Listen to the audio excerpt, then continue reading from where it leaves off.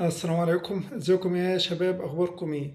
طبعا احنا عارفين ان اللجنة الأولمبية ردت طبعا على احداث مباراة القمة بين الاهلي والزمالك، واعتبرت ان الاهلي خاسر. مش بس كده، ده الاهلي كمان هيتخصم منه 3 نقاط في اخر الموسم. يعني معنى كده ان الدوري قرب كتير من بيراميدز وابتعد عن النادي الاهلي.